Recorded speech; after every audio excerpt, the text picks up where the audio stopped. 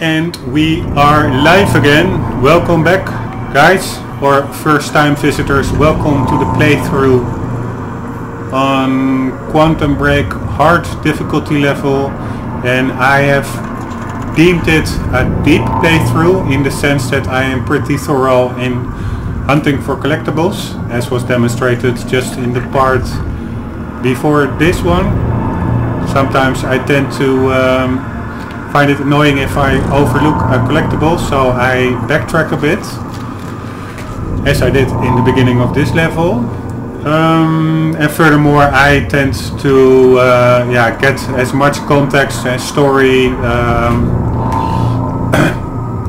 information into the playthrough as possible, which means also reading out emails and bulletin boards, etc. Trying to see links and connections, and actually to understand the story as it was meant by the writers.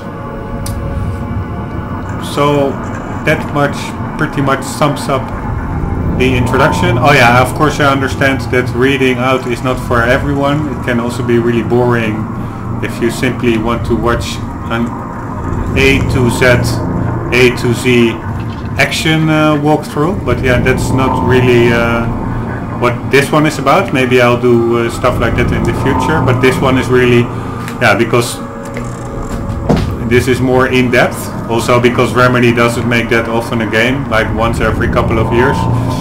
So and it's also pretty heavily story driven.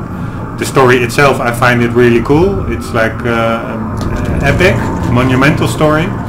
So this playthrough will certainly also contain a big element of this playthrough will be story, and not analysis, but at least grasping the story by reading all the placed pieces of information in the game. I think we are now nearing an encounter with a shifter. Either Dr. Kim or Martin Hedge, or as a non-shifter we will also still have to deal with Leon Burke. And let's see what's up. And also the collectible objectives will also not fall off the radar. But the next one, as you see, it's still quite far to the right. So how I interpreted these kinds of overviews is that means there's quite a bit of gameplay in between still. The eye is blinking, so that means something is up, and that is indeed a Chronon source, as indicated by the circle, by the little flashing circle on the bigger non-flashing circle. And here we go.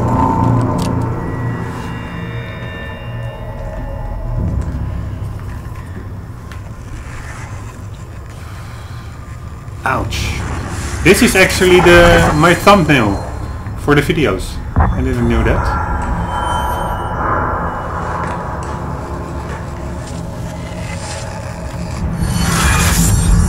My thumbnail was from the intro vid, so that is really actual gameplay footage.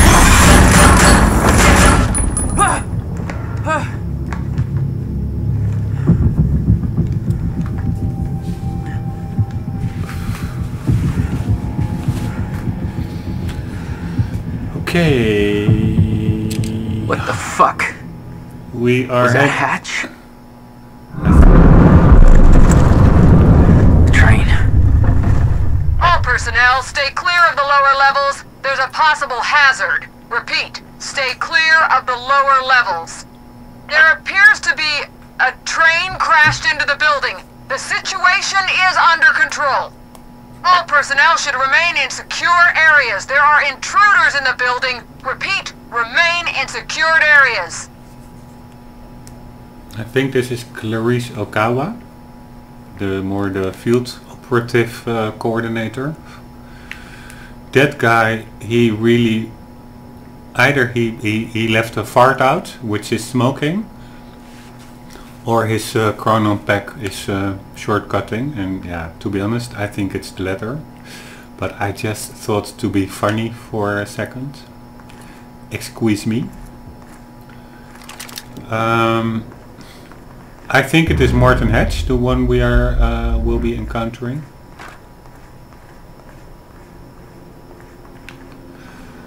And what I said is pretty cool. The intro video is so it's based on actual gameplay, because I took my video, my playthrough thumbnail.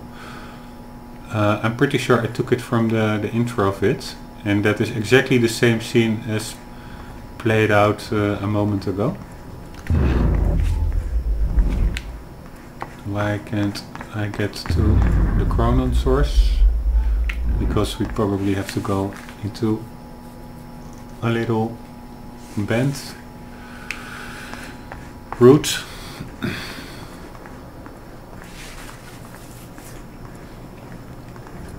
Saving lives, new medical technology.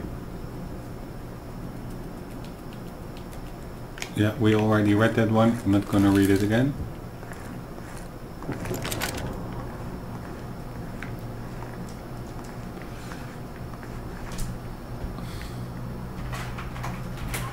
By the way, pretty strange that the PA system only now announced that the train crashed into the lower levels, because there was also a train coming in the atrium when we arrived there, like in the game's time, like 15 minutes ago or something.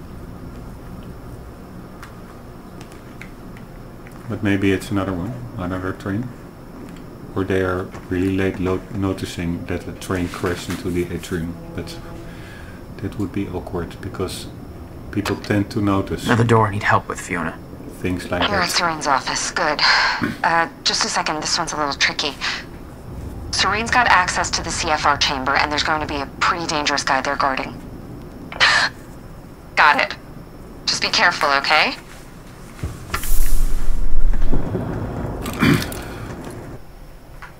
But okay, then the quantum ripple is indeed, or the Chronon source is, yeah, his office is to the right through that second door. So that corresponds. Paul's already gone, but he left behind the one thing I needed. 1 second, guys. I have like this new headphones, and I think they're a bit small. Untitled note. I have left this message here for you to find, so that soon, when the time comes and I ask you to choose, you can do so with your eyes opened and with some hint of understanding.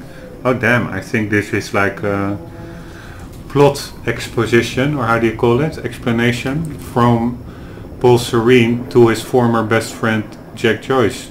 Us, or me as the player. I have no secrets, and the only things I choose to omit are the ones that you, in your current limited state, would not be able to grasp, no matter how hard I tried to make you understand. I've walked down the same path you are now on. Once, from your perspective, a long time ago, although time... 1 second, guys, sorry for all the constant interruptions, but I am gonna put a timer on this one, because I tend to forget how long recordings are on for a section.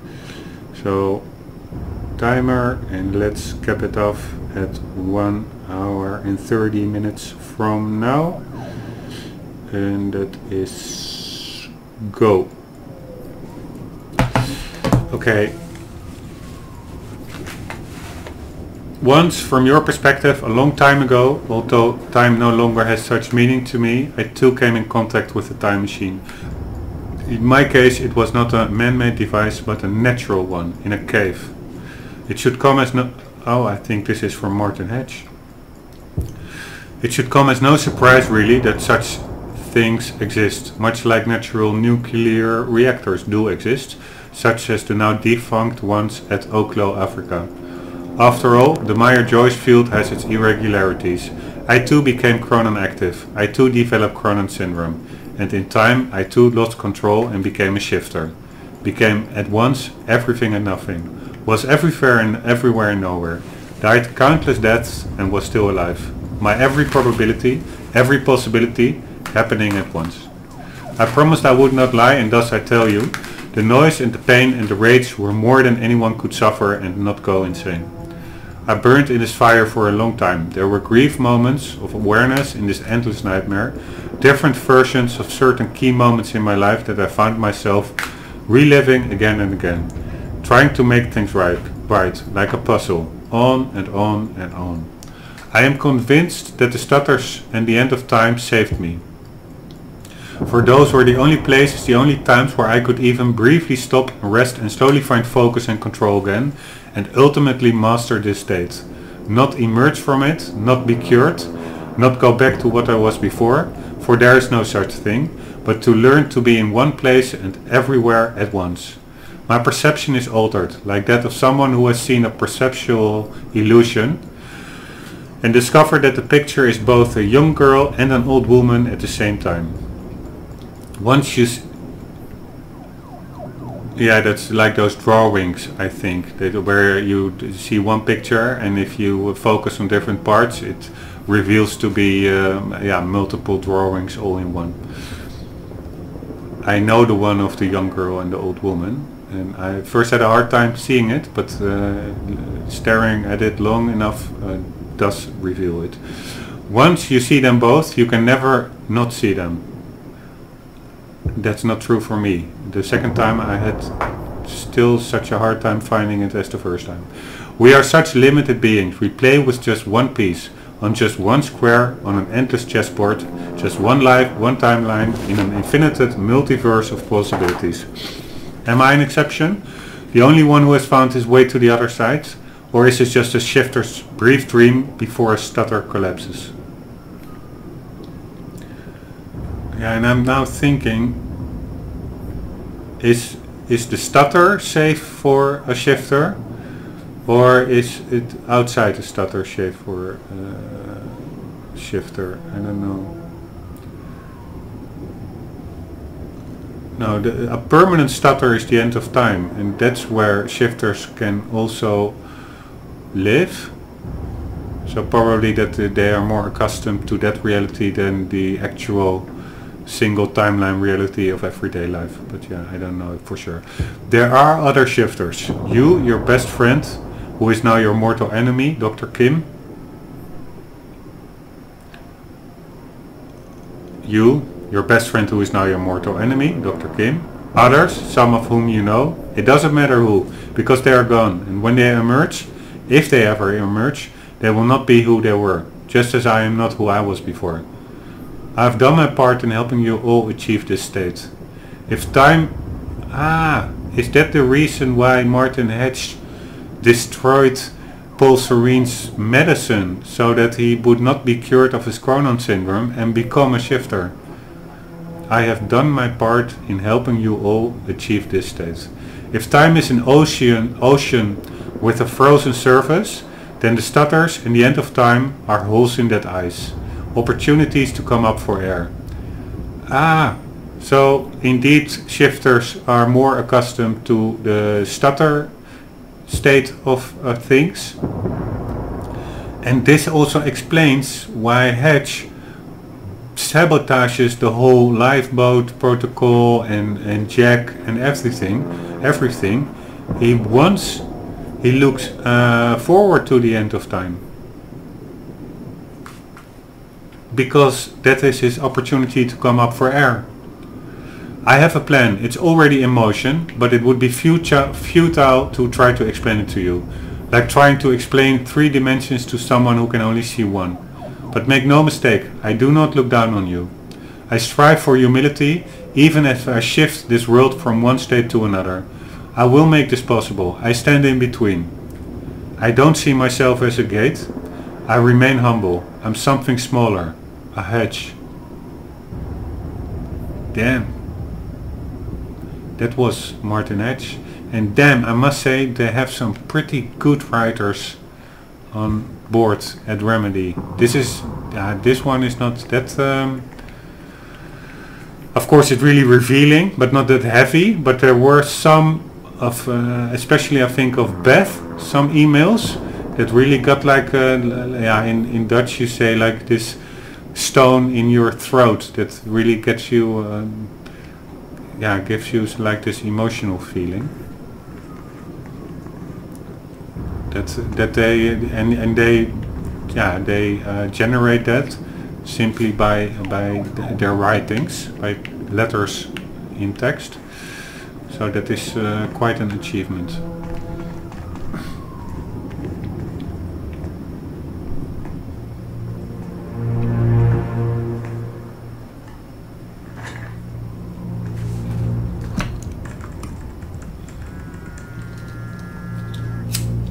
Would be funny if it was just like a telephone salesman. My office alarm went off. Is that you skulking around, Jack? Fuck you. I'm done playing games. I'm here for what you stole. Yes, of course. The CFR. If you understood just how much depended on that, you'd leave it alone. But I know you don't care. You're right. I don't. And it looks like you're not here to stop me. Yes. Yes, everything will play out as it has to play out. I'll see you very soon, Jack.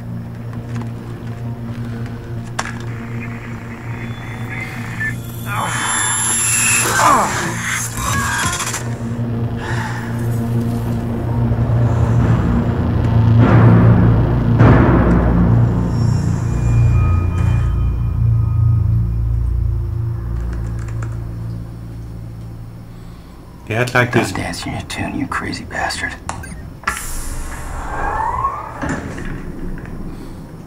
He had like this grin, Paul, like everything is going according to his master plan.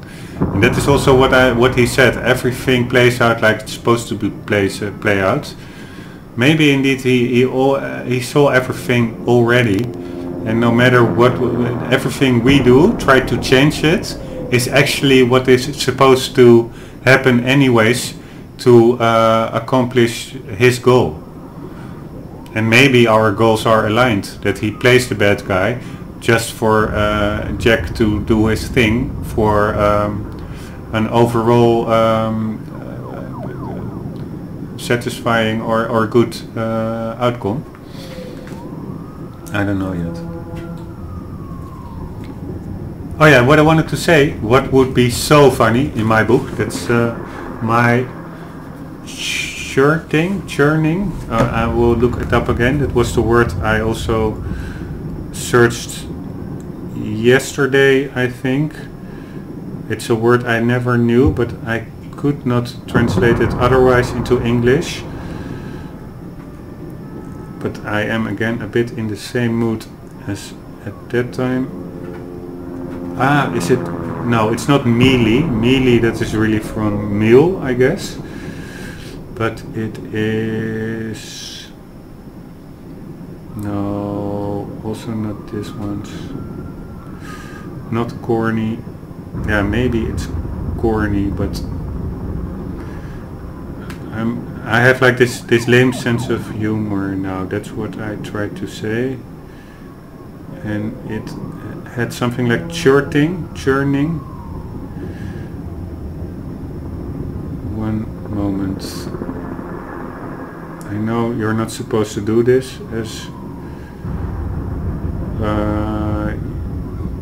YouTube broadcaster, but this is the exception to the rule, I hope.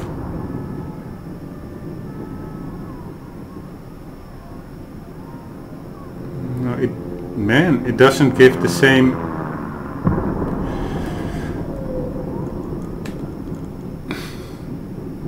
word as translation as I searched for yesterday.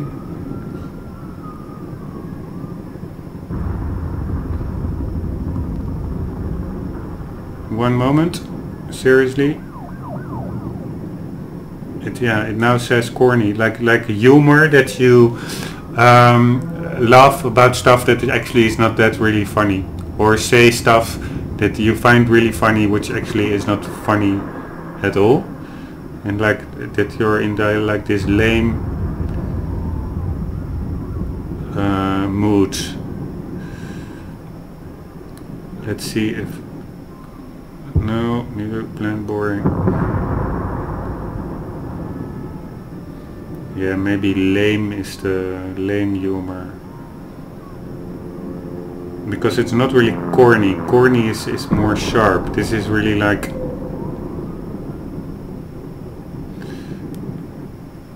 whatever. Yeah, like that is... yeah, my mood now, I cannot find the word. In Dutch it's called melig.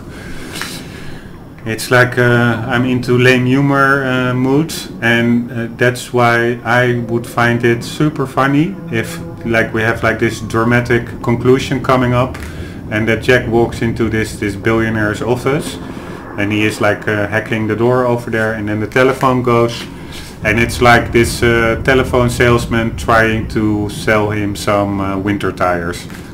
Like, hey, hi, this is Joe from wintertires.com. Do you already bought yours for the upcoming season? Yeah, actually it's not funny. That was just a couple of minutes between stutters. The countermeasure was Paul's prize. Everything he built was based on Will's device. His plan depended on it. You better believe I look forward to taking you from him. Yeah, and maybe you're just then acting according to his plan all along, but we will see. Anyway, sorry for the intermezzo just now on the lame humor, but yeah, what can I do? Paul Serene, final instructions to Clarice Ogawa. Clarice, I only have a few minutes before the chopper takes off, so this will be brief. As you know, the lifeboat protocol has been initiated without my permission. I won't pretend that Dr. Emerald's betrayal of everything this company stands for hasn't been a blow. At least she will now no longer be a threat to our plans. I wish it hadn't come to that, but it is what it is. Regardless, now that the lifeboat protocol is active, the decision has been made for us and we're now committed to that course. I trust you and Martin to keep an eye on everything while I'm gone. Please ensure that the protocol is executed properly and without mistakes. It's no exaggeration to say that the fate of humanity depends on us now, and much as I hoped to guide us through these moments, I have to face the facts.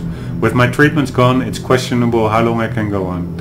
There are still some things I must take care of, and while I believe I have enough time for that, this may be the last time we have a chance to communicate.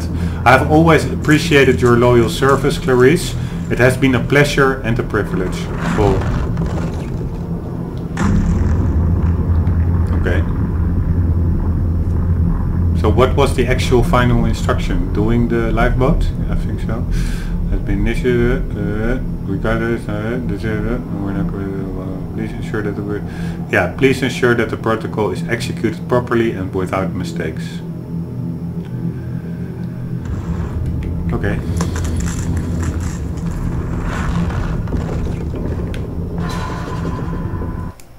How are we doing on the collectible hunt? We are going strong. We didn't miss any.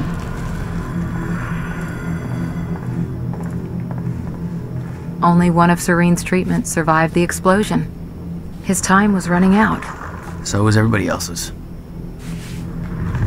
By the way, what I do find a bit annoying is that although you play with a controller in these kinds of still scenes, or these semi-cut scenes, the cursor pops up. But yeah. Okay, there was one over there. A chrono source. Sophia Emerald, Time Machine Core. Paul, don't... Okay, first let's see what Paul sends to her, or what the first email is. Holy smack, that's quite a lot. To Paul. Paul, we now have finalized the plans for acquiring and transporting the Time Machine Core from the University Lab. Your instructions are quite clear. We won't actually move in until your younger self has entered the machine, and the men will try to take the Joyces alive. With the understanding that Jack Joyce in particular could be a threat, and neither can be allowed to escape under any circumstances. I'm still quite uncomfortable with all this, Paul. I understand your reasoning and I know the stakes are high, but I don't want to see anybody hurt. It's antithetical to my role as a scientist, and I wish you'd reconsider. Surely there is a way to resolve this. Moral implications aside, the loss of Dr. Joyce's expertise alone would be a great blow. If everything goes smoothly and quietly, we will transport the core directly to the Monarch Tower via ground route. If there's commotion and it seems there's any risk of detection, We will instead airlift the core to our dry docks operation. And then move it discreetly from there to the HQ. I don't know how they can think of the possibility of everything going quietly when they know like there will be a huge time fracture at the moment the time machine breaks down. But I don't think going quietly in and out would have ever been an option. On the other hand, maybe with all the Monarch security presence they could just keep everybody else out, but still. The construction of the new time machine frame at the top of the Monarch Tower has been finished since last year. Once we have received the core, it will be installed into the time machine per your orders. I know you don't intend to use it, but even with the limitations the nature of time travel imposes on us, with the nature, I have to say it seems like a great waste to not take advantage of such a resource, both from a strategic and a scientific point of view. Dr. Sophia Emerald, Head of Research.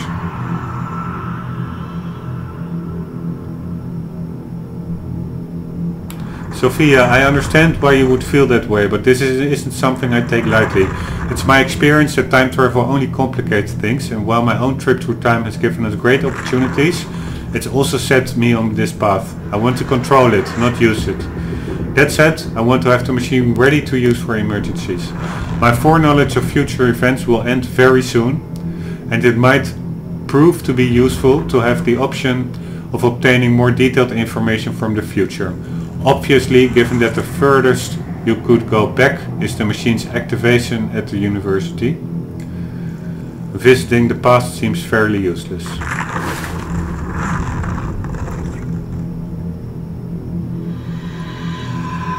Also, ensure that the machine is heavily guarded at all times. Nobody is allowed to operate the machine besides myself, and I want the corridor to remain undeployed unless I get specific orders to the contrary.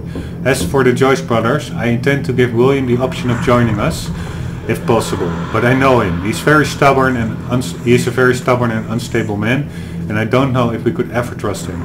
I don't need to remind you that he built in that ridiculous little workshop, with very limited resources, a device that broke the local physics at Ground Zero and caused my Cronin syndrome.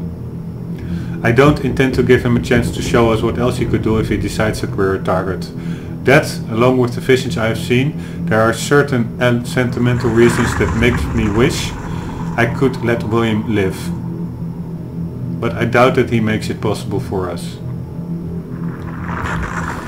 One moment, I don't know if I don't need to, that really very...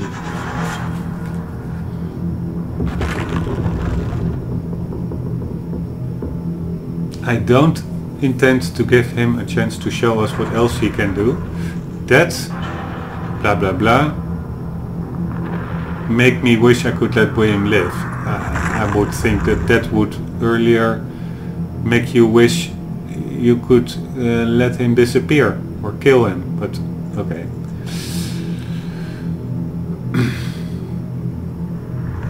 As for Jack, but I doubt that he makes it possible for us. Yeah, okay, I understand. Because of his huge scientific and mental capabilities, he would like to let him live, but still it's... Okay. As for Jack, I'm not too worried about him. It took me a long time to master my abilities, so Jack shouldn't be a major problem, unless he manages to use stutters to escape the area. Luckily, stutters should be very rare in these early stages of the fracture. Still, I've come too far to take any chances.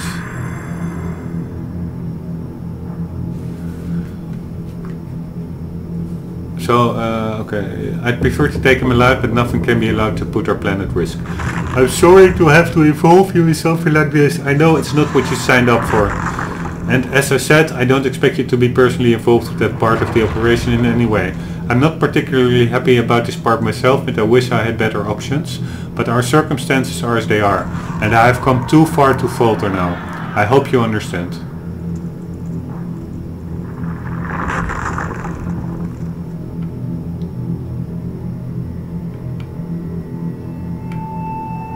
This is October 8th, and the initial email October 7th. So that is the 7th is 2 days before the time fracture at the university at the beginning of the game. Paul, yes of course, I'm sorry, I didn't mean to add to your burden and I know that these are hard decisions. You can count on us to proceed as planned. I know you're exceptionally busy now that the time is almost upon us, but I was hoping you'd have time for dinner. Oh damn, so there actually she was maybe having a romantic thing for Jack instead of the other way around.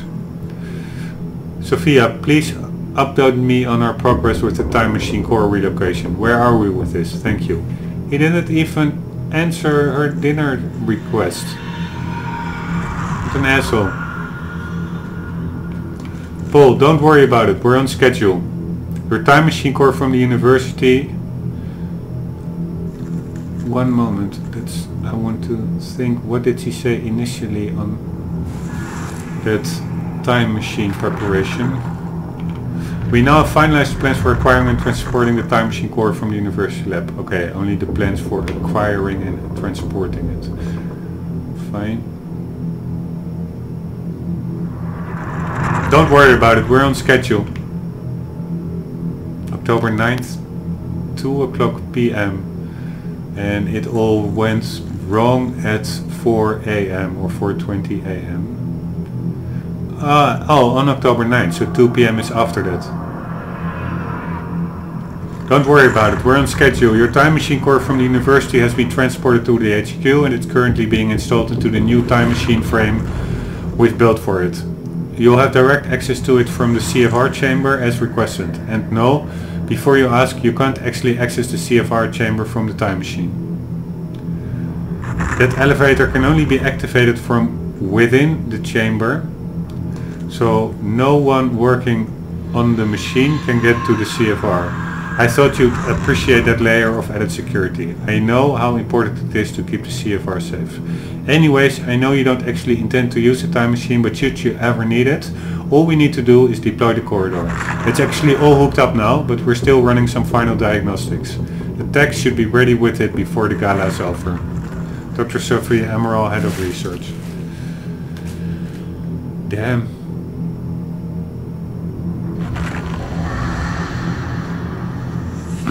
She's being killed by the guy she actually likes. At least she wants to have dinner with.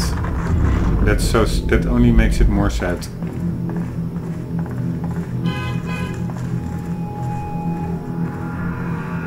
Paul spent a long time running Monarch in secret. It probably didn't help with that whole disconnected from reality thing. Reflection on the end. I wish my memories about the end were clearer, but it was anything but a clear time in my life. And the world was such a jumble, a frozen mess of different timelines crashing together. I was running for my life the whole time, trying to avoid the shifters, not an ideal state of mind for gathering intel. And it didn't help that she kept chasing me, trying to kill me, Beth Wilder, one of my own people.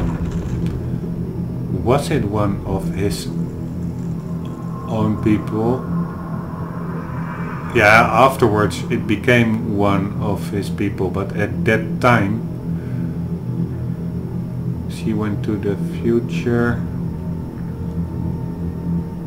Yeah, it was already one of his people, because at the university when everything went wrong she was working for Monarch. Then stuff happened and they tried to go back in the time machine at the swimming pool, and Sophia Amaruo accidentally sent her to the future, which I still don't know why she did that. To protect Paul or something. And then she ended up at the end of time.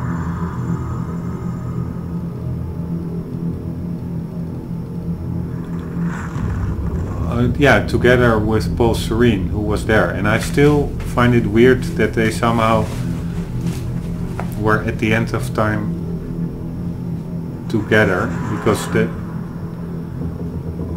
seems a bit of a coincidence. Beth goes to the end of time in 2016, while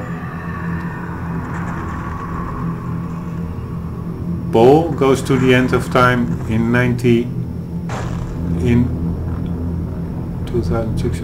Yeah, also in 2016. Oh, it does make sense. I think.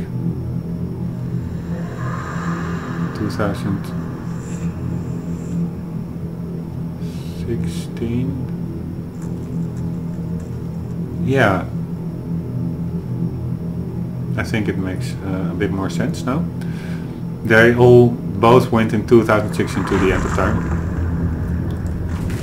And that is really one time, so then the chance that you bump into each other, it's not like the one is there a certain period and the other is there another period. There is, I assume, just only one period. There's no time there. Okay, and it didn't help that she kept chasing me, trying to kill me. Beth Wilder, one of my own people. It was her all along. Even then, trapped in the end of time, as little as I understood about what was going on, I could tell she wasn't like me. That she didn't have the powers I did. I knew she had some kind of technology that kept her going in that suspended hell.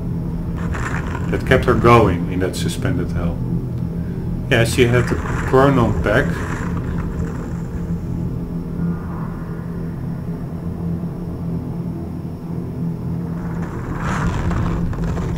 And of course that is the young Paul. He doesn't know about Chronon technology yet. He did develop Chronon technology himself, but that was only afterwards. So that's really funny. She's wearing his own technology and he doesn't even know that, and he doesn't even recognize the technology at all. Of course, I had no idea it was a device I would eventually have my people develop. I suppose I should appreciate the irony that it was her Chronon harness, my own Chronon harness, that it gave me the ID for the lifeboat protocol. The ID that our technology could let humanity survive the end of time. I suppose I have to thank her for that. That's so weird. That's like the chicken and the egg. It's his own device that gives him the ID to build that device. Yeah, it can. It's a possibility. It's pretty funny. The idea that our technology could let humanity survive the end of time. I suppose I have to thank her for that. And she paid for her sins in the end. Yeah, indeed, in 2010 you shot her, asshole. But she left her mark on me. I know the time to pay for mine is approaching quickly. But not just yet. Back then, when Wilder and I played our game of cat and mouse at the end of time, if I'd had an ounce of the control over my powers that I do now, things would have turned out very differently between the two of us. She was strong and had training. Yeah, she trained from childhood because that was mentioned in the booklet her future self gave her. And I was young and weak and scared. Even so, my abilities gave me an edge. I was lucky she didn't have the full striker gear. She was the one with the upper hand. I didn't learn to properly control my abilities until much later. I didn't learn to properly control my abilities. I didn't. Why is that twice learn? Yeah, maybe it's. I didn't learn to control. Okay. So I didn't learn that I had to learn to properly control my abilities until much later. In those days, they were unpredictable and operated on instinct. Control didn't come easy. I can't help but be aware that it doesn't seem to be the case for Jack. His mastery is growing by leaps and bounds. Is it just because that's the way he's always been? Fast on his feet, bold and adaptive? Or is the fracture affecting him too? I thought we could contain him. It's cost us dearly. It's not a mistake I will make again. Like an implicit threat. Flung our ways. God damn it. Paul. God damn it, Paul. Okay, let's pick up our nice Chronon thingy. Chronosaurus. Okay, there's one thing I don't like that much about this game, and it's your inability to climb stuff like this. To mount, to scale such a tiny bump. Thank you very much. I think we have enough to upgrade again. Let's do that. We have 8. That's quite a lot. We can do the multi-takedown, which sounds really handy. But it was lower on my priority list compared to the other upgrades. And then we actually can do an active pulse. And let's use... What does that do, active pulse? Using time dodge and time rush will temporarily reveal enemy positions. No, I don't want that. That's what I said in an earlier part. I really dislike the whole development in gaming of X-ray visions. X-ray vision. Like in Watch Dogs, in Far Cry, in Batman. Everybody can see through walls, and I find it crazy. I find it much more exciting if you actually have to pay attention to your surroundings. Oh damn, we missed one. After the email from Sophia, which is over there, there should be something we missed. One moment. Damn, what a cool story this is. I really enjoyed this playthrough. I think it's the laptop down below. Let's check it out.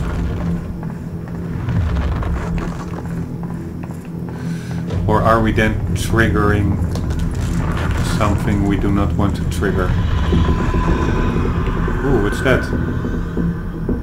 That's also new, that wasn't there, or it was but never that bright. Alright, huh? So this is another layer. Yeah, these are probably the collectibles to the right. But we are looking to that little grey one in the middle. So I do think 1, 2. We for sure have still 2 over here, including a chronon source. No, that's not possible.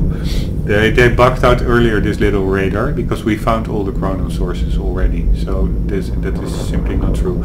There is a computer here. So these are 3 collectibles. And is this also a collectible? Yeah, but we already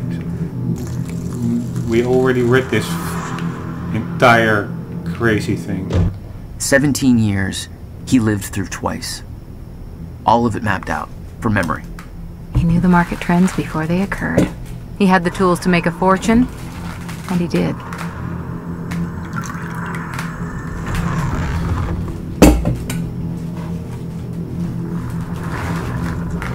By the way, this is the board that I checked on that mayor in the previous part, I guess. Whether or not the mayor of Riverport was the same one mentioned in a Quantum Ripple as the one mentioned here, which wasn't the case. And this also touches upon a point that I said earlier in the playthrough. Indeed, it's quite logical that Paul Serene was able to grow Monarch that quickly with his knowledge of stock shares, etc. over a period of 17 years. I mean, you have a pretty big advantage on the stock markets if you know, like the housing crisis that would occur and September 11th. You could make a lot of money if you knew about those events up front.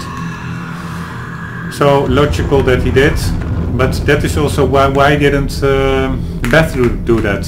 I mean, Will, he moved to this this workshop to this swimming pool to work on the countermeasure and also maybe do the final touch upon on his time machine. And he had to sell off his entire legacy or the estate of his parents to pay for it, to fund for it, which was also the reason that Jack fell out with him and actually left Riverport because he got fed up with his brother spending their family money. Well, that didn't seem actually necessary. Beth could have simply made some money with her knowledge of the future. She was also there in 1999 until 2010. On the other hand, maybe Beth, she was a bit younger. She put a lot of effort in training, as was dictated by the notebook that she got from her future self as a child. So maybe she didn't even pay that much attention to economic developments and stuff. And it wasn't that easy as it sounds for her to make money on her knowledge of the future.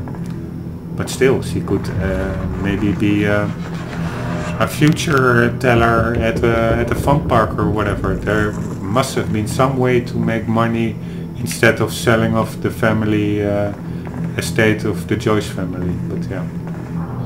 Okay, there should be a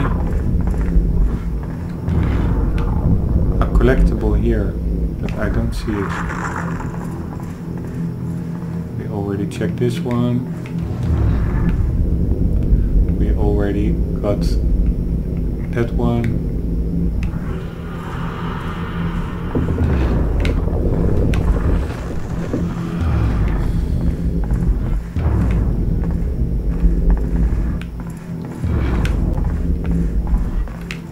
We already got this one.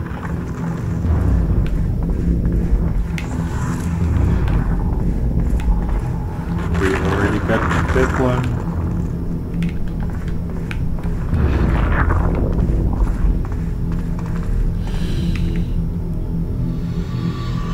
We already got that one.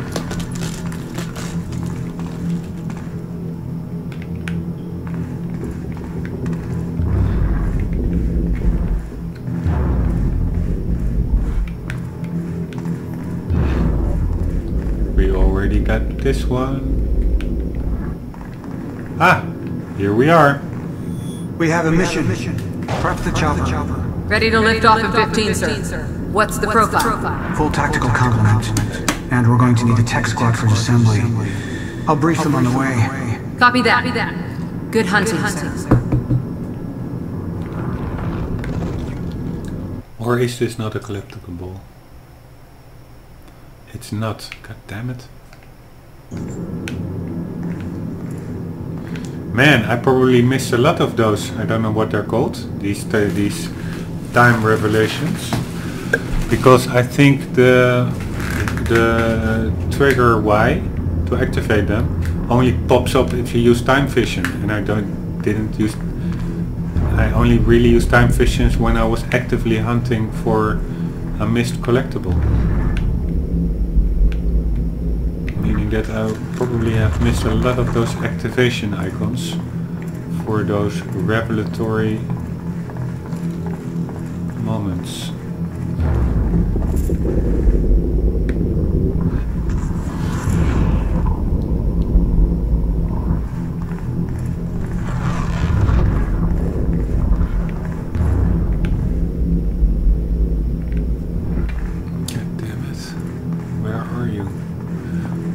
First read this one. Paul saw what was coming. It broke him. He refused to believe that it could be changed. And he cast aside the only people who could have convinced him otherwise.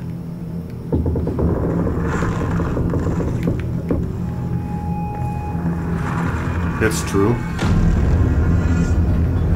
Sophia Emerald, Quantum Ripple Research Units. Paul, Martin, I know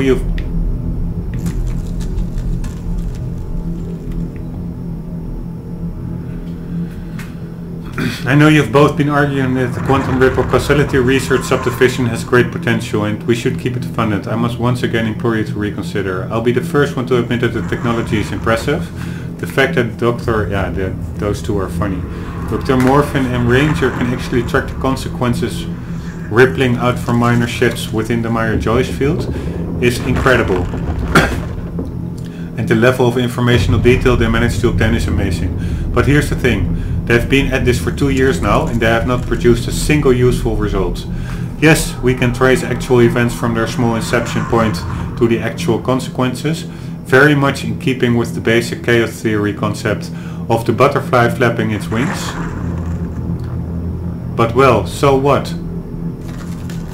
Every single thing that happens in this universe is the result of such a chain of events. Being able to see the chain offers no real insight to anything due to the very randomness of the process. Furthermore, it's utterly misleading. You could say that some tiny event or tiny decision in my life yesterday led me to writing this email, and that's technically true, but so did some tiny event or tiny decision in my life 15 years ago. It's all a chain. The event yesterday didn't take place in a vacuum. It didn't come out of nowhere, so what's the point?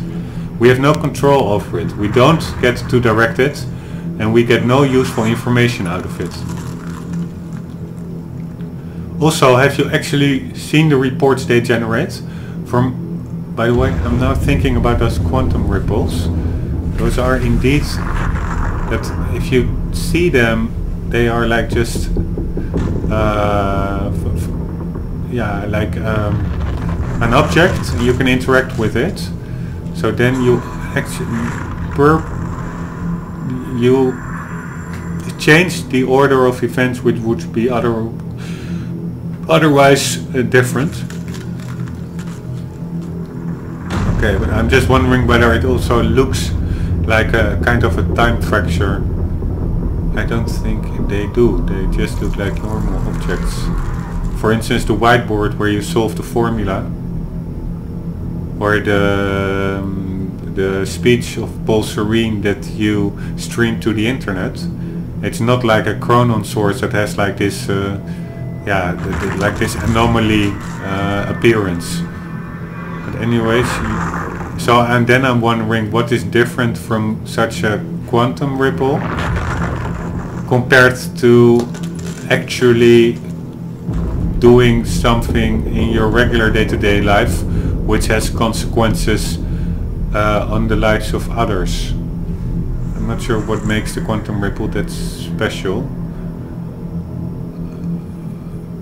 but maybe I'm thinking too much in it. Okay.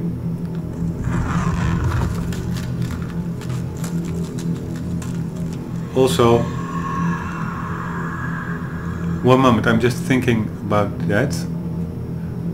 Because what if I write an email saying to a happily married couple, hey, the wife is cheating, then that will have consequences on that relationship. But that is really purposefully mixing in, and the quantum ripple that Jack touches, it's more by accident. And the funny thing of those is that apparently Morphine and Granger are able to extract the consequences or the results from that change in the timeline. Yeah, they can see what it the consequences of that action. So maybe that is what makes it special, and the unwillful nature of it. It's not like Jack when he interacts with the quantum ripple, that his purpose is to actually change the lives of others, or of the future, but it simply happens, probably also without him even knowing. Okay, also, have you actually seen the reports they generate? From a technological point of view, the way they manage to automate their analysis of the fluctuation signature within the Meyer-Joyce field is impressive, but again, it's all meaningless babble with no practical applications. Their personal remarks on the reports are even worse. With all due respect to Ron and Terry and their indisputable technical expertise, I don't know what they're doing, and I'm not sure they do either. It's like they're coming up with stuff at random. But it is funny stuff. That So there is some added value in that. The above outlines my concerns as to the futility of the entire process, and I suspect it may not be enough to sway you. But I have one final point which I think you should consider very, very carefully. The entire program is an unforgivable waste of Monarch resources. I don't mean money, although the entire quantum ripple causality research subdivision is costing us millions and millions of dollars. But that doesn't really matter, because I know we can afford that. By the way, cool that they again inserted a typo in this email, because that's something that happens quite often in daily life. However, there's some more vital research they're consuming. Each time they fire up their rig and delve into the Maya-Joyce field, they eat up a huge amount of quantum particles. Those are finite research, and as you know, we are projecting that the ground zero's yield will rapidly diminish as the fracture takes hold, which will happen very soon. You may not understand what the real impact of this is, so let me put it to you in practical terms. Every single time they detect and analyze a quantum ripple, it costs us a week of potential lifeboat runtime, minimum. Given Monarch's primary purpose and the total lack of useful results, I believe that's a luxury we cannot afford. I recommend shutting them down immediately, or at the latest during our next reorganization. We can reallocate their resources to something useful and put Ron and Terry's expertise into great use designing the lifeboat. I'm sure we wouldn't regret putting them to work on that, given their track record of working with Tech. Sophia Emerald, Head of Research. She makes some valid points. I'm not sure Terry and Ron, or whatever their names are, yeah, I think Terry and Ron are happy with it themselves. They seemed quite happy with analyzing their quantum ripples, but you can't argue to the fact that Sophia has an argument or a point. And still we are missing one, and I find that annoying. No, we're not. We found it. Okay, so Quantum Ripple Research Unit. Okay. It was the one before or after? Oh, we are... Yeah. It was the one before or after Sophia's email.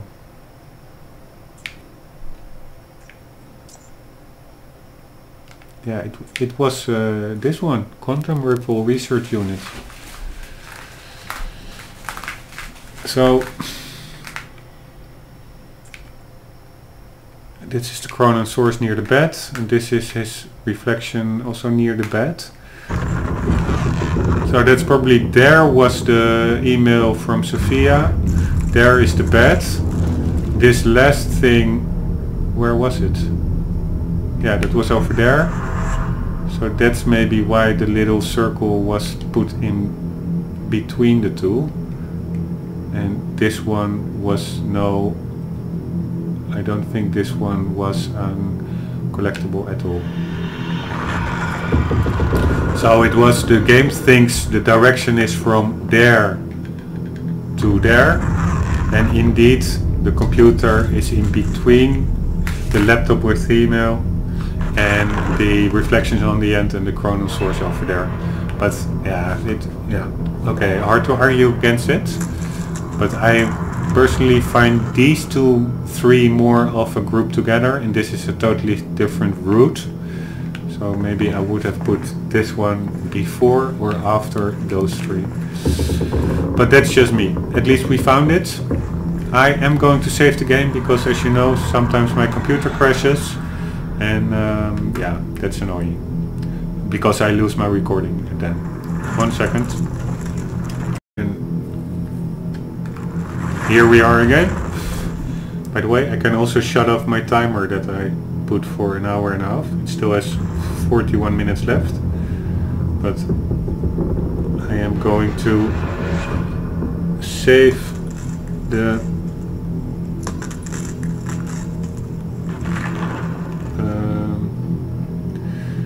the recordings on feeling, on instinct, by the way, because for instance now going further for 41 minutes just didn't feel right. So if I sometimes save it earlier than the timer, is also yeah, it defeats the purpose of the timer, so I can just as well put it off.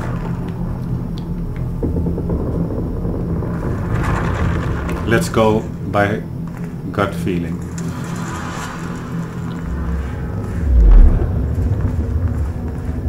Okay, where are we now? Scanning, monitoring, MRI. This looks like Paul's, yeah, how do you call it? Medical location to treat his Cronin syndrome. Paul was a powerful man, the leader of an empire, but behind the veil, he was a dying man. The signs were clear.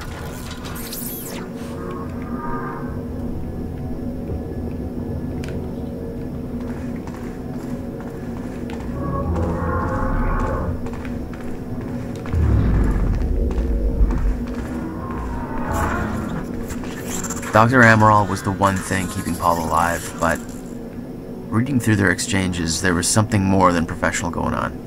That's not my place to comment on. Personal note, Sophia. I find myself at a loss. This is after the time fracture. We knew that the fracture would arrive. It was clear very quickly that the process was occurring much faster than Paul's projections. His experiences had led us to believe. That was alarming in itself, but there's another concern with the fracture. Paul's condition seems to be accelerating rapidly. I don't know what to do about either one of these issues. I haven't had a chance to examine Paul properly, and of course he won't consent to any real tests at this point. He won't take the time, not with the situation being as critical as it is. He has to prepare for the gala, to take care of every little stupid thing Martin trots out for him. He won't think of himself at all, and I'm afraid that'll cost us dearly. So I don't know, I'm just speculating, but I believe this acceleration is a reaction to the stutters in time. In zero state, his wave function is further disrupted by the excessive chronon energies within his body. Before the university incident, before the fracture, the condition was progressive, but controllable. The lack of stutters helped keep it in check. Now its progress is rampant, and I worry that it may reach a critical point soon. We always knew that was a possibility, but all of our projections assumed we would have years. Time enough to come up with a cure, or a way to stop its progress. Which means there's a very real chance that in the near future, Paul's condition overtakes him. And if he does become a shifter, I don't know what to do about it. We haven't been able to help Dr. Kim. I don't know what we could do for Paul. I don't know what to do. The treatments are still working, but they take a toll on him, and their effect is greatly diminished. I'm concerned we may hit a point where he's forced to use them so often that the treatment becomes worse than the condition itself. And yet, I don't see any other options. He will not rest. He insists on doing so much. I know he chafes under his dependence on the treatments. He sees it as a weakness. I'm afraid I may lose him.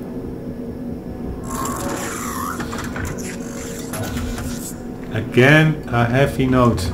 Damn, those writers of Remedy, they are a star in putting an email, yeah, slowly letting it build up to something, and then going out with like a super emotional sentence or a revelatory sentence. Because the fact that Sophia is actually romantically has feelings for Paul, it wasn't mentioned in any of the preceding paragraphs. It only came out in the very last small sentence, so that's really strong writing. And Paul is an asshole for not yeah, comforting her more. She asked him to go to dinner, and he could have at least put out one sentence as a reply to that, but he didn't. He only asked for the status of the core. Who the hell?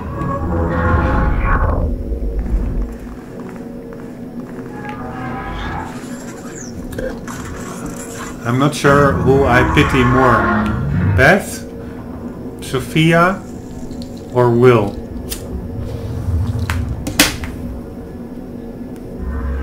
I think Beth, because she really lived solitary waiting from 1999 till 2010. And then instead of getting a reward or anything for her endurance, she simply got killed. But Sophia also has a tragic story. Did her best to help Paul, and he just simply killed her.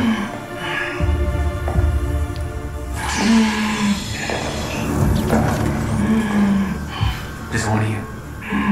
Really? Look, you have to realize you're not going to keep me from the CFR.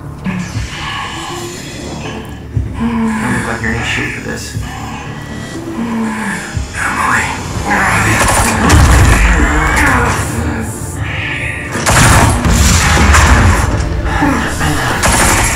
Okay, we're dealing with a boss fight. And got one of those fucking things.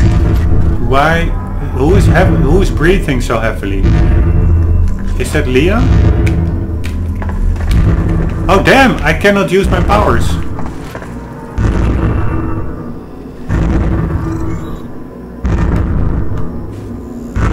But then, so can't he, right?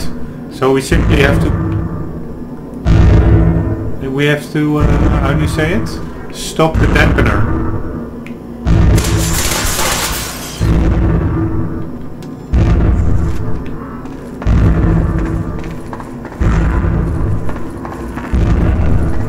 But I cannot use time vision. I don't see any. I have no idea what to do.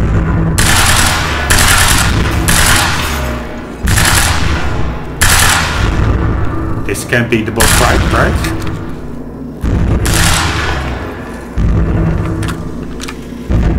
I mean, this would be a weird boss fight. Shooting him in there. He doesn't do anything. Shall I walk up to him? Maybe he's cool? No, he's not cool. Why is he not doing anything? Dude!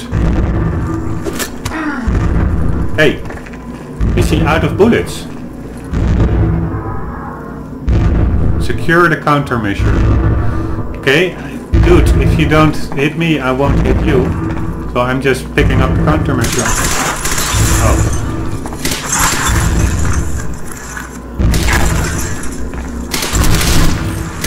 Ah, now he's getting active.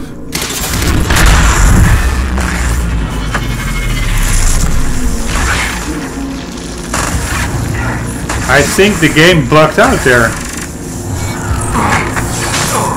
This was the easiest boss fight of recent memory. Don't do it, man. Just stay down. Fuck you. I've got too much writing on this. You're not going anywhere.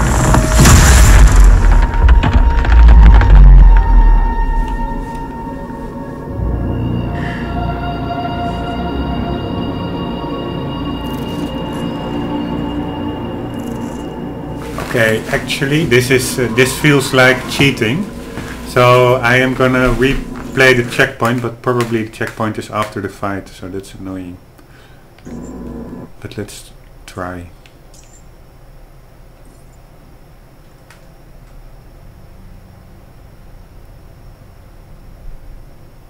Because I want to defeat him properly. Not if his AI is bugging out and he simply... Yeah, nice.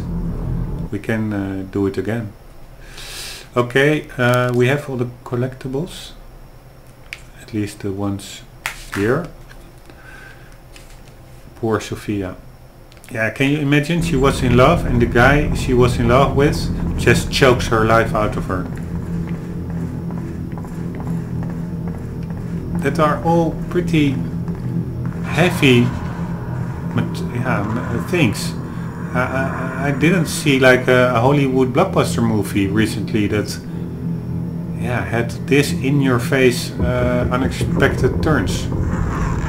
once again a testament of yeah, if I had to choose, gaming is way heavier than movies. Not only in interaction, but also Dr. Amaral was as the one regards thing keeping Paul alive, but reading through their exchanges, there was something more than professional going on.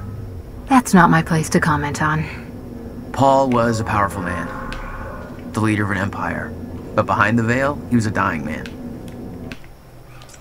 just hope that every collectible was saved. I think so, yeah. This is the last one we couldn't find. Anyways, but yeah, so the medium games, The signs were clear. it is impressive how far they've come. So not only, of course, hey, that's the voice of Leon Burke. Not only the interactive stuff, but also the writing has come a long way. I think better than the story in this game is better than most movies I've seen in the last years. Just one of you. Rick. Look, you have to realize you're not going to keep me from the CFR. You look like you're in any shape for this. Why is he breathing so heavily?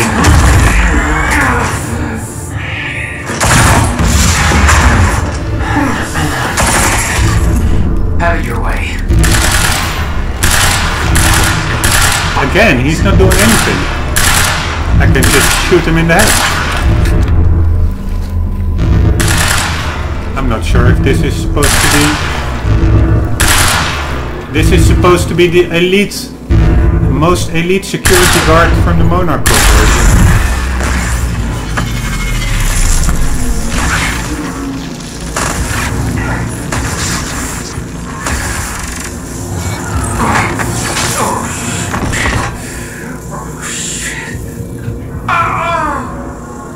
Don't do it, man. Just stay down. Fuck you. I've got too much writing on this. You're not going anywhere.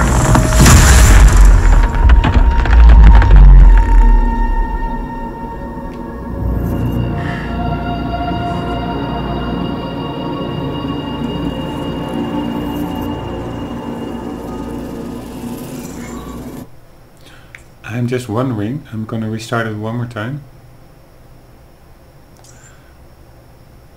If I can simply let him live. Just get the chrono field regulator and get out of there.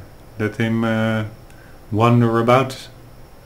I mean, if he's not that aggro to me, why would I kill him? He has a family and an unborn daughter.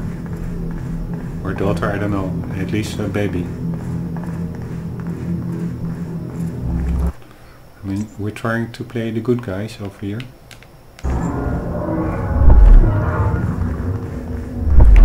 Last chance to walk away, Joyce. Who the hell? This is sneaky. There's like an ammo pack over there. But you cannot get to it because the cutscene starts. Just one of you. Rick. Look, you have to realize you're not going to keep me from the CFR. You look like you're in any shape for this.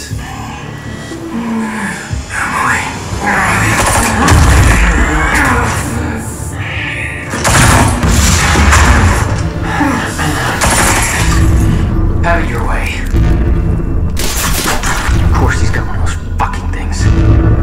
But he looks like super badass in the beginning. Like he could eat me during his lunch break. But then he appears to be the biggest sissy of any security guard in the building. Yeah, I'm not sure what his deal is. So let's casually try to get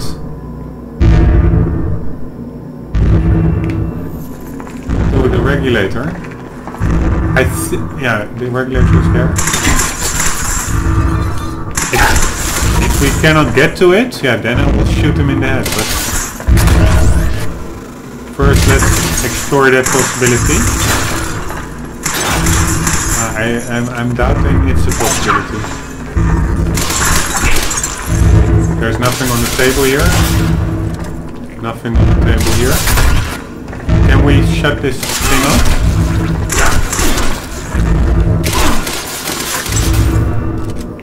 Also, oops. How do you say it? Recovery time in this game is pretty damn quick. To be honest, hard mode is not hard at all. Oops. Okay, he's a bit more active now. But still, if you shoot him in the head, you can keep him stun locked. Oops.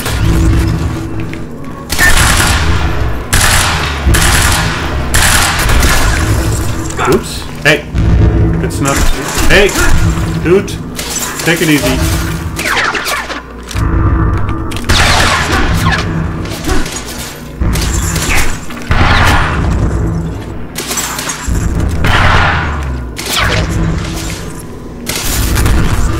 People, so... What? No, that's my cat. It's annoying.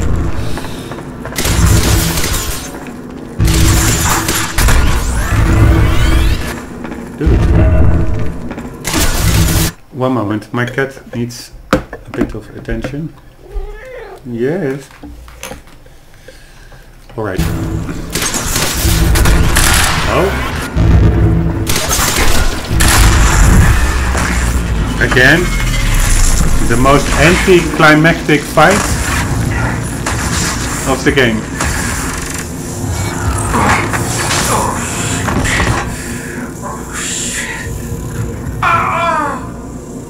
Don't do it, man. Just stay down. Fuck you. I've got too much writing on this. You're not going anywhere.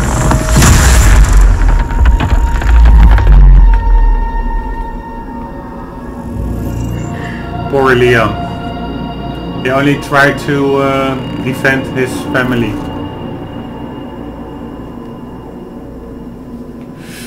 Actually, I don't mind it that much that the fight wasn't that hard, because I'm way more into the story part of this game. So it's the fights are cool, and that's also something that Remedy does like no other, making you feel like a badass. That is what they invented with Max Payne. Like you did like this very cool slow motion kill animations. It's making you feel like the most badass character ever in gaming, and they also achieved that in this game. There are moments that if you pump a Chronon Soldier from close up, full of shotgun pellets, and he flies through the air in slow motion, it just looks amazing. So that is super cool. And yeah, but I don't mind the difficulty being quite easy, but this was maybe a bit too easy. I mean, the first 2 times he didn't even almost fire a shot. But yeah, whatever. Let's go collectible hunting. Here is the first one. Now first we go to Leon. Oh, and by the way, that's also one thing. This is the 4th moral and good character from their own perspectives, more or less, but still a good guy who gets killed. So we have like Will, Beth, Sophia and Leon. I mean, damn, come on, let's kill some bad guys instead of good guys. And also actually all the Chronon soldiers you kill, they are also not necessarily bad guys. They are simply doing their job. But, yeah. The lifeboat revolved around the countermeasure. He knew Will would try to take it back, that's why he was killed. He knew I'd try to do the same eventually. Clearly he was right. Read me right now, CFR procedures. 2, lifeboat maintenance. people, because there seems to be a certain lack of clarity about when it's appropriate for someone to enter the CFR chamber and mess with the chrono field regulator, and because I just had to fire Kevin Janeway because he did that exact thing, let me remind you of the approved CFR procedure. You do not touch the CFR, period. I may touch the CFR because I'm the lead technician in charge of it. Dr. Sophia Emerald may touch the CFR because she's our head of research and she knows what she's doing. Mr. Paul Serene may touch the CFR because he's Paul fucking Serene and it's his CFR. Nobody else touches the CFR. On occasion, some enormously lucky individuals who have been personally trained by me and are proven to be very, very dependable and incredibly good at their jobs, who do not have a track record of trying to enter the CFR chamber like paint-huffing imbeciles because they just wanted to take a closer look at it, and who have remembered to bribe the lead technician in charge of the CFR with Tom Waits tickets, may be given written instructions to perform specific procedures on the CFR. That will be a great honor and a sign of a significant degree of trust, and those people should be accorded all professional respect and an appropriate degree of brown-nosing and or passive-aggressive displays of envy by their peers.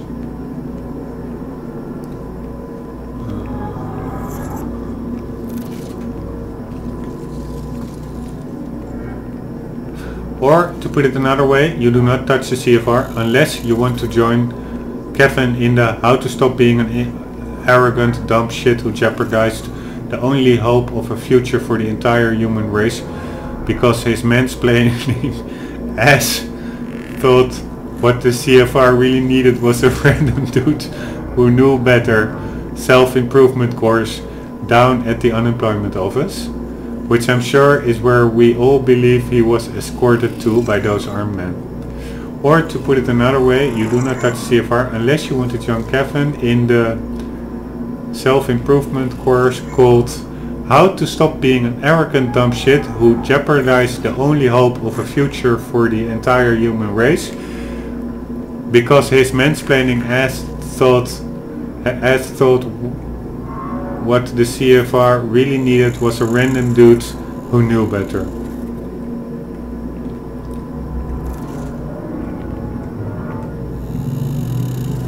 There are no exceptions to this. The entire lifeboat protocol depends on the CFR being present, properly connected and functioning normally. You do not want to jeopardize this. This is bigger than any of us, and we are not here to fuck around. Lauren McStevenson, lead CFR tech. Lauren has a good sense of humor. Oh yeah, I wanted to look at Liam first, but I got distracted. Poor Liam. Seeing that face put it into perspective. They were all misled, manipulated to believing they were doing what was right, what was necessary. Liam Burke made his choice. Liam Burke was an unnecessary casualty, one of way too many. Exactly what I pointed out earlier regarding the general Chronon soldiers. They are all unnecessary casualties. They are just people doing what they think is the right thing. They'd stockpiled all the chronon particles from Ground Zero to keep the lifeboat running. Enough to hopefully last until a proper solution was discovered. Everyone, please be advised that we are now at point where lifeboat activation may occur. Accordingly, I have ensured that preparations are underway for activation. We are now at a point where lifeboat activation may occur. Accordingly, I have ensured that preparations are underway for activation. As a part of that, what chronon particle stores still remain at the Ground Zero harvesting operation are being moved to the headquarters and placed into the master chronon particle repository, ready to be placed under the CFR's control. Please be aware that what we have managed to accumulate until this point is very likely to be all the chronon particles we have ever access to. Due to the fracture's effects on the Meyer-Joyce field, the Ground Zero anomaly is showing definite signs of weakening. As a result, the chronon particle yield decreases drastically and will soon drop to baseline. While we obviously continue more traditional chronon particle harvesting operations in order to maximize our stockpile, we all need to recognize that sourcing them outside of the Ground Zero conditions is extremely inefficient. Or in plain terms, unless we find another source of chronon particles, and I don't believe we will, what we have now is all we will ever have. Please be aware that all of us use all use of Chronon technology eats into our limited resources, and while we of course recognize that we need to have our strikers and other soldiers operate in stutters, each operation undertaken will eat away at our stockpile. And in very real terms, cost us days of lifeboat runtime. Accordingly, we have to plan all use of this technology closely and choose our battles carefully.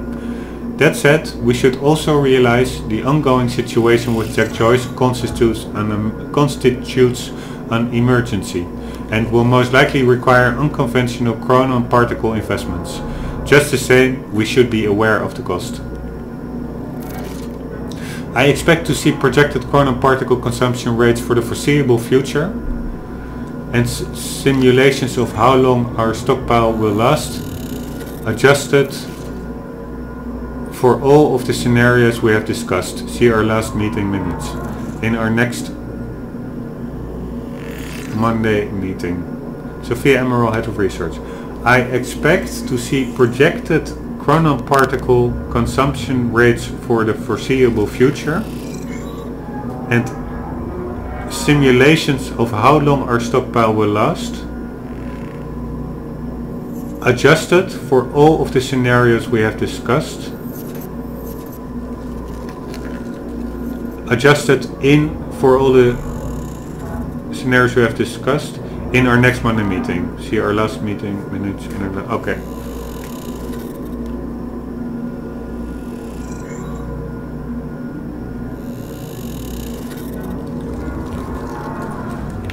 Clear.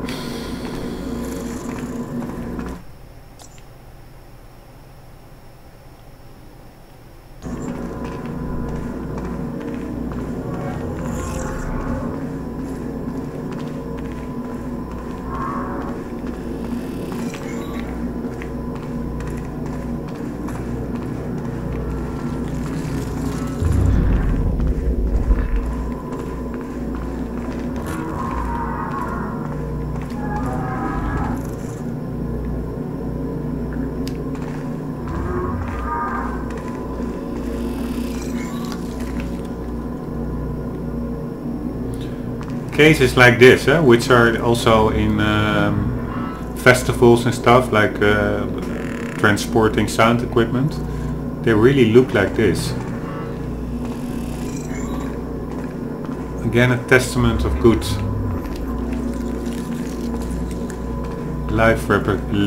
real life replication.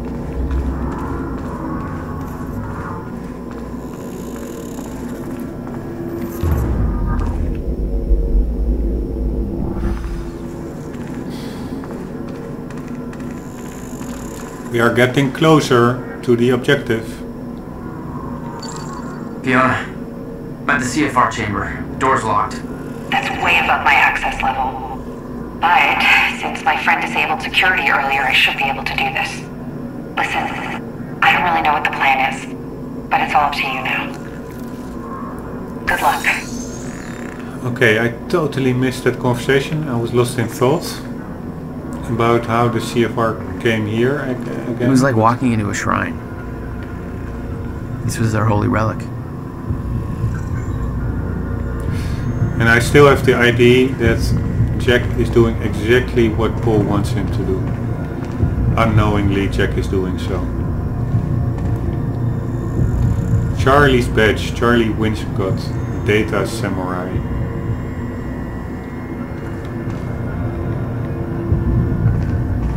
And then this would be Charlie probably. That's the fifth okay, Charlie dying. In the end, Charlie, in the beginning, Charlie was the most biggest rat ever. But in the end, he chose the right path and he seemed to actually be a good guy. So if he's dead, that means the fifth good guy or woman, guy or girl, dying. There'd been some kind of struggle in the chamber. I didn't know the details. Somebody cleaned it up. A man named Charlie Winscott. I believe he chose to take a stand. Unfortunately, it ended badly for him. Mm-hmm. Well, it seems to be that kind of work environment. Liam killed Charlie. I don't remember if that was also in a cutscene. Maybe it was the beginning of the fight or something. Or was it in the cutscene or the live action scene that he actually got killed? I don't remember. But anyways, that's the 5th person dying that, yeah, doesn't really deserve it. Personal notes on the CFR. Dr. Henry Kim. Ah, cool. This is in 2011, 1 year after they obtained it from Ground Zero. Or was that Ground Zero? Yes, that was Ground Zero. In the industrial complex, Wales' first workshop. This thing feels like a conundrum wrapped in a puzzle. It's an incredible piece of technology, and I feel like we're only scratching the surface of what it can do, and we have already learned so much. I thought I had a good understanding of the intricacies of chronon particles and their practical applications before. Now I realize that I've still got a great deal to learn. The chronon field regulator, as I've decided to call it, compared to the countermeasure as Will had called it, is a little miracle. How such a small device can do so much is beyond me. I know it taps into the Meyer-Joyce field, but I don't know how. My experiments just show it can do it. It can also manipulate the field. I wish I knew how. Still, the mechanics of its operation give me ideas. New avenues of thought I've been trying to find for such a long time. The task that I've been set by Mr. Serene has frankly stumped me for years. Knowing that what we observe as the passage of time is just a result of chronon particles being constantly generated within the Meyer-Joyce field is a simple fact that I've been aware of for a long time. But being able to manipulate those particles in a meaningful way, well, that's another question. The mechanics of the situation are clear, almost frustratingly so. In a zero-state environment, there are no chronon particles and thus time is frozen. The idea of artificially flooding an area with chronon particles to enable the passage of time is the obvious solution, but actually finding a way of doing that, that's something else. Not only are chronon particles incredibly difficult to source, so obtaining enough to actually stutter-proof an area for any time longer than a fraction of a second has always seemed impossible.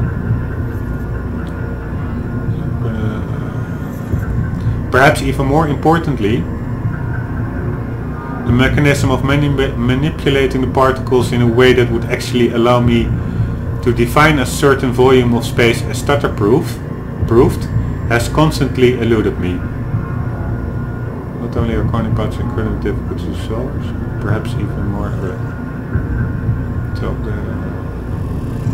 simply impossible. Well, Ground Zero has solved the former problem for us. We're almost up and running, and very soon we will have the ability to harvest chronon particles at useful rates. We'll be able to build a truly formidable stockpile of them in the years to come. As for the latter problem, manipulating the chronon particles, that seems to be something the CFR does with ease. Its ability to tap into the Meyer-Joyce field and affect changes in its topology is exactly what I need. Unfortunately, I don't know how it does it. I don't have a clue, and I don't know how to effectively control these effects. But now research into the practical effects of its operation has given me ideas for a different kind of chronon technology that works on a somewhat similar principle. Except instead of tapping into the Meyer-Joyce field, it generates a similar localized field of its own, an artificial chronon particle field. And within that field, we can manipulate chronon particles at will. This means that we should be able to create stutter-proofing technology, allowing us to shield a certain area from the effects of zero state, and I believe I will be able to miniaturize the technology to allow for personalized devices with the same effect, almost like an environmental suit of sorts, with a harness the user would wear to create a chronon field around his body. There are still many challenges here, one of which is that any significant volume of stutter-proofed space will incur any significant volume of startup space will incur an unacceptably high drain on chronoparticles. I think that D should be omitted, but that could be me. D as a word in the second sentence of this paragraph. Acceptable high drain on chronoparticles, which are decidedly limited. Research. There are still many challenges here, one of which is that obviously with the lifeboats protocol requiring a large stutter-proof area that we can maintain for years, quite possibly decades, this is a critical issue we have to solve, and Mr. Serene has made that quite clear to me. Frankly, even with Mr. Hatch backing me, the thought of disappointing Serene over this makes me quite anxious. I understand his concerns, and they are of course entirely founded, but the man's intensity is unnerving. In any case, I'm hopeful that I will figure out this problem soon. I'm hoping to be able to use the CFR itself to regulate the flow of chronoparticles, given its nature. I suspect it might be eminently suitable for such a role in the lifeboat project and cut down our chronon consumption rate by a great margin. My control over the CFR is limited, but this seems to be a very basic functionality for it, so I'm optimistic that I can do it. I'm still looking into it, one thing at a time. We've already made great progress, and I will say that Mr. Serene's been quite complimentary with these successes, so I think he'll give us the time we need. Well, it's not like he has a lot of choice in the matter. I'll be honest, the CFR is becoming a bit of an obsession for me. I wish I could sit down and have that conversation and just ask those questions. How did he build it? What's it actually for? But I've been denied that opportunity. A part of me wants to open the CFR and get to the bottom of it, but the potential consequences terrify me. We've already seen what it can do if unleashed. Even worse, there's the possibility that I couldn't put it back together, and just the idea of making a mistake like that is a positively bile-liquefying thought. Having to explain that to Mr. Serene? No thank you. So as it is, I have only dared to open up a bit of the casing to get a rough idea of some of the engineering inside. It's amazing work, and it has certainly been a lesson in humility for me. I still have a lot to learn, but I'm a very fast learner, and this has to be the most important work anyone has ever engaged in the history of humanity. If we succeed in our mission, the world will not soon forget the name of Dr. Henriken. Yeah, damn.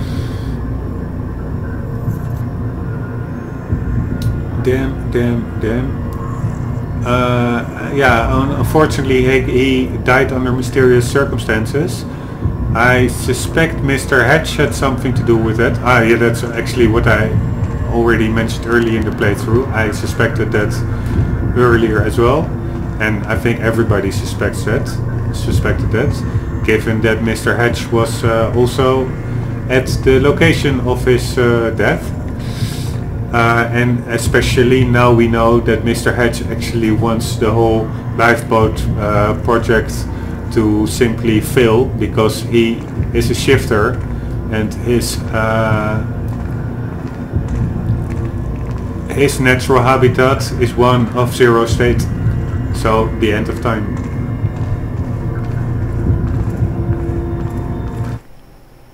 %100% completion rate.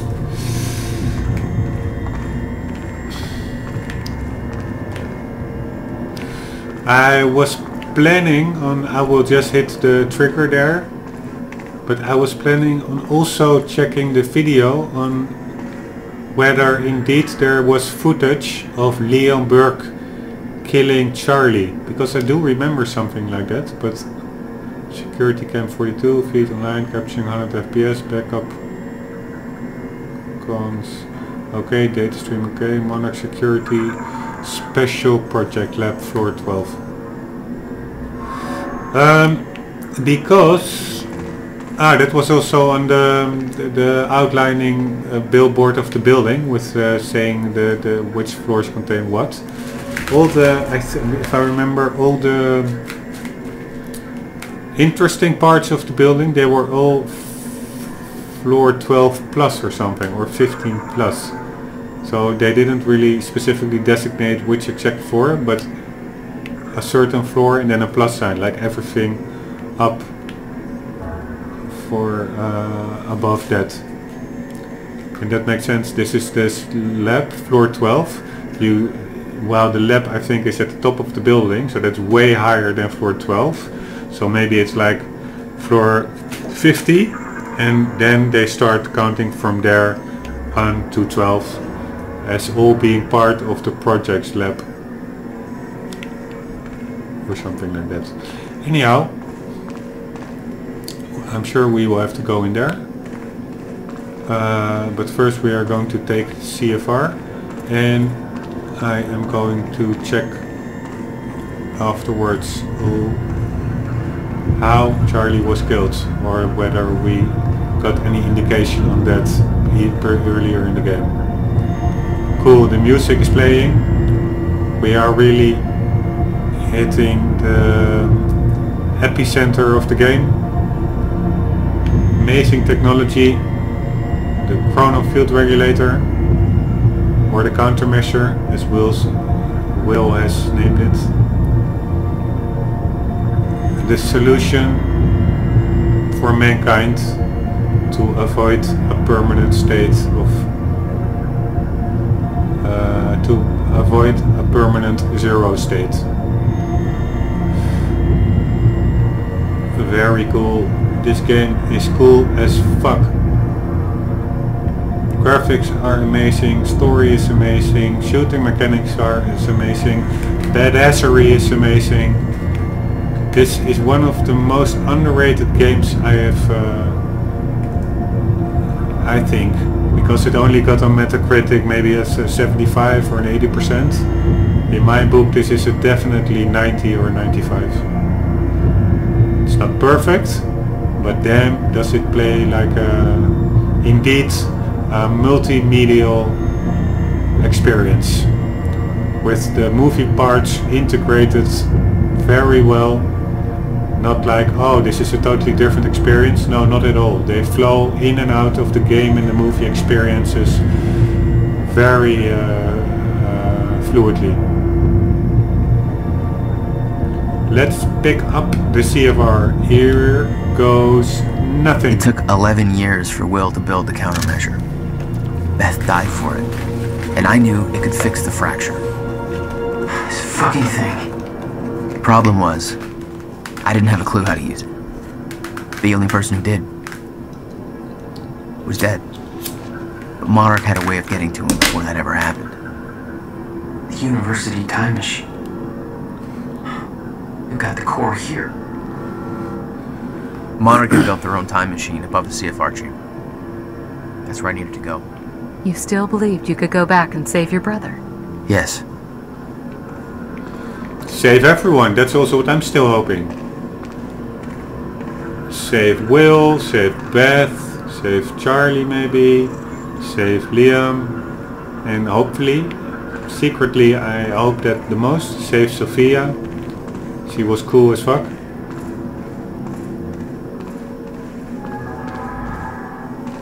Alright, see you later, Special Operations Lab. What was it? Special Research Lab? Special Projects Lab.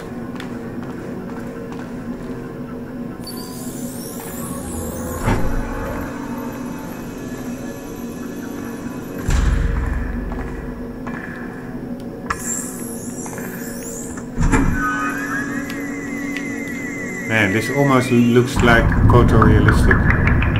So cool.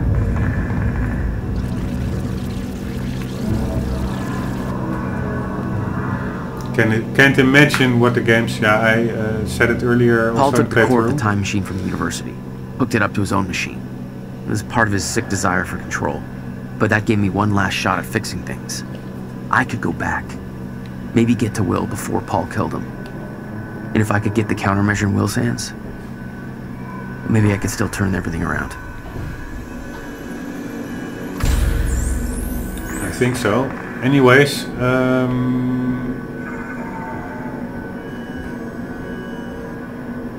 Fuck, I lost my train of thoughts.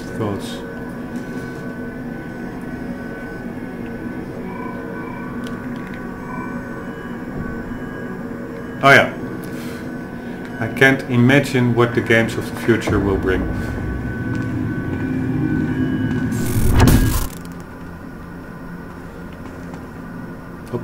Operation Control Cronin Tunneling Laboratory. And also, when you were a kid, people say, yeah, it may be a bit childish, playing games, go outside, do your thing, blah blah blah. But it has come such a long way. I'm sure that when I will be in an elderly home, I will still be playing games. I don't find it immature at all. Okay, it's not productive. That's maybe another question you can ask, whether it's the most productive thing to do. But so are many activities. They lack productivity. Anyways, I am going to finish the video here. I have the idea that we are in a new part. Let's check. Oh, we are still at the part 1.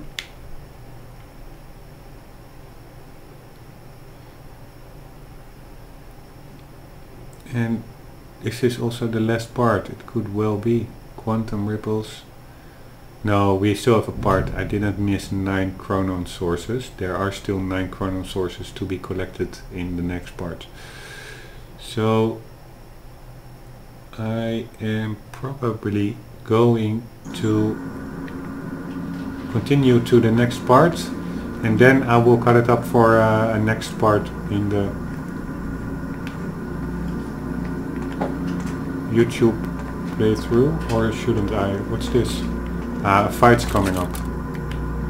I'm pretty sure, otherwise there would not be ammo here. Okay, I'm going to cool as hell. I am going to finish the video here because it's also dinner time, or actually way after dinner time. And I will be continuing after dinner in half an hour or so. So I hope to see you in the next video. We are nearing the conclusion. It's been a hell of a ride, and it still is a hell of a ride. I hope for an amazing climax, and I'm sure Remedy will deliver. Until the next video, keep on gaming, guys.